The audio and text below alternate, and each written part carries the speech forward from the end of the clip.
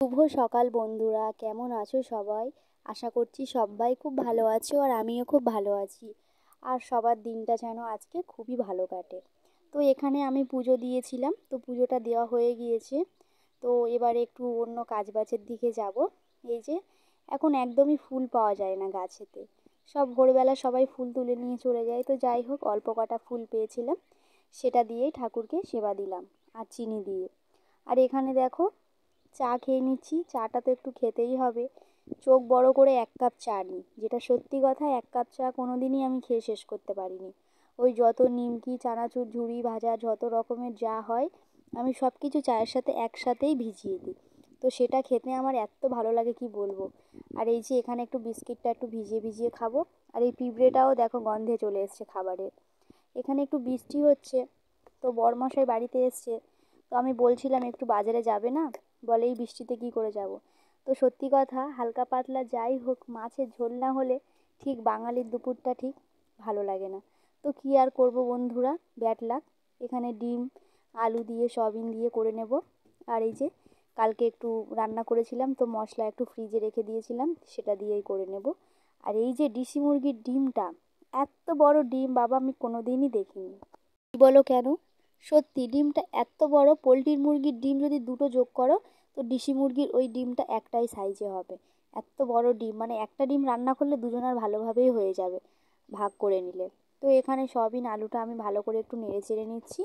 নিয়ে এই রান্নাটাও খেতে সত্যি খুব ভালো লাগে। গরম মশলা সব কিছু দিয়ে করলে সত্যি রান্নাটা খুব সুন্দর লাগে। তো এখানে ছাদে ভিতরে জামা প্যান্ট মেলে দিয়েছি কিছু, কালকে আগের দিন। আর আমার ছেলেটা তো আমাকে ছাড়ছেই না, আমাকে কাজবাজও করতেই দেবে না। ওর সাথে আমিও যদি সারাদিন খেলা করি খুব ভালো, কিন্তু আমার তো আর খেলা করলে বন্ধুরা চলবে না। তো যাই হোক, অবশেষে পেরেকটা নিয়ে খেলা করছে, আমি ওদিকে জামা প্যান্টটা মেলে দিয়েছি। তো ওর মানে ঠিক নেই কখন কোনটা নিয়ে খেলা করবে। আর এত বদমাশ ওই পেরেক নিয়ে আমাকে শুধু পায়েতে ফুটিয়ে দিচ্ছিল। আর এখানে বর একটু এক জায়গায় যাচ্ছিল, তো আমি বললাম এই দিকে তাকাও, একটু ভিডিও করি। তো হাসছিল, তাকাচ্ছিল না লজ্জায়। তো যাই হোক, ওই যে দাঁড়িয়ে আছে, ওদের গাড়িটাও স্টার্ট নিচ্ছে না।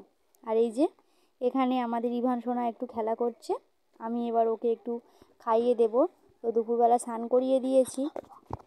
আর খাওয়া দাওয়া সেরে এখানে বিকালবেলা মোচা ছাড়াতে বসে গিয়েছিলাম। তো কোনো কাজ নেই, তো সেই জন্য আমি ভাবলাম যে বসে বসে মোচাটা ছাড়াই। আমি আর আমার একটা জায়ের মেয়ে বসে বসে মোচা ছাড়াচ্ছিলাম। তো এটা কাঁটালি কলার মোচা।